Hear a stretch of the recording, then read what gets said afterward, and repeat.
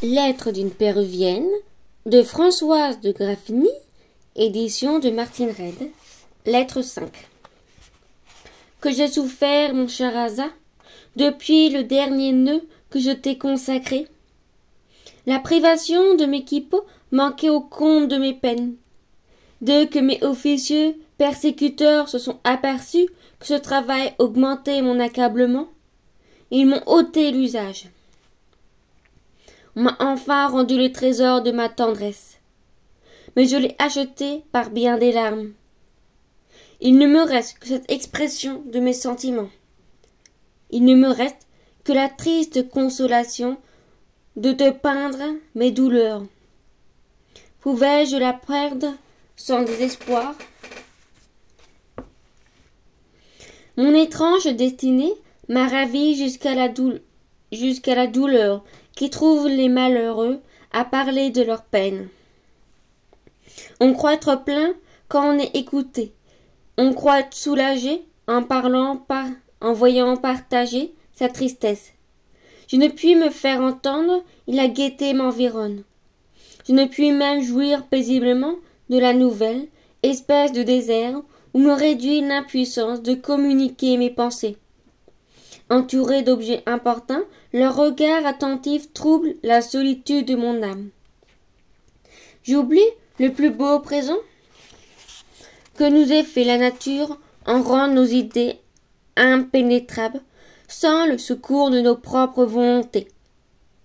Je crains quelquefois que ces sauvages curieux ne découvrent les réflexions désavantageuses que m'inspire la bizarrerie de leur conduite.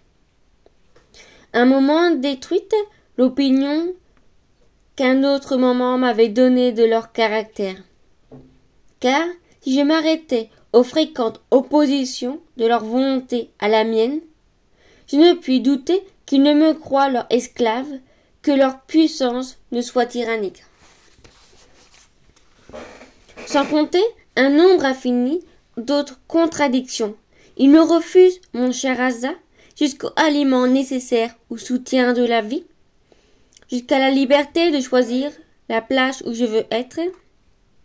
Ils me retiennent par une espèce de violence dans ce lit qui m'est devenu insupportable. D'un autre côté, si je réfléchis sur l'envie extrême qu'ils ont témoigné de conserver mes jours, sur le respect dont ils accompagnent les services qu'ils me rendent, je suis tentée de croire qu'ils me prennent pour un être d'une espèce supérieure à l'humanité. Aucun d'eux ne paraît devant moi sans courber son corps plus ou moins comme nous avons coutume de faire en adorant le soleil. Le cacique semble vouloir imiter le cérémonial des Incas au jour de Rémi. Il se met sur ses genoux, fort près de mon lit. Il reste un temps considérable dans cette posture gênante. Tantôt il garde le silence et les yeux baissés. Il semble rêver profondément. Je vois sur son visage cet embarras respectueux que nous inspire le grand homme. Prononcé à haute voix, s'il trouve l'occasion de saisir ma main, il y porte sa bouche avec la même vénération que nous avons pour le sacré diadème.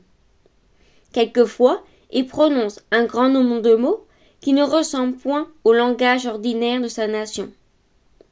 Le son en est plus doux, plus distinct, plus mesuré. Il y joint cet air touché, s'y précèdent les larmes.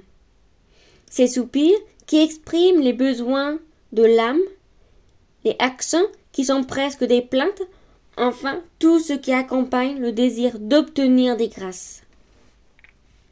Hélas, mon cher Asa, s'il me connaissait bien, s'il n'était pas dans quelque erreur sur mon être, quelle prière aurait-il à me faire? Cette nation ne serait point idolâtre? J'en ai encore vu faire aucune adoration au soleil. Peut-être prennent-ils les femmes pour l'objet de leur culte? Avant que le grand Manco Capac eût apporté sur la terre les volontés du soleil, nos ancêtres divinisaient tout ce qui les frappait de crainte ou de plaisir. Peut-être ces sauvages n'éprouve-t-il de ces deux sentiments que pour les femmes? Mais, s'il m'adorait, ajouterait-il à mes malheurs l'affreuse contrainte où ils me retiennent? Non. Ils chercheraient à me plaire. Ils obéiraient aux signes de mes volontés. Je serais libre, je sortirais de cette odieuse demeure, j'irais chercher le maître de mon âme, un seul de ses regards effacerait le souvenir de tant d'infortunes. Fin de la lettre 5.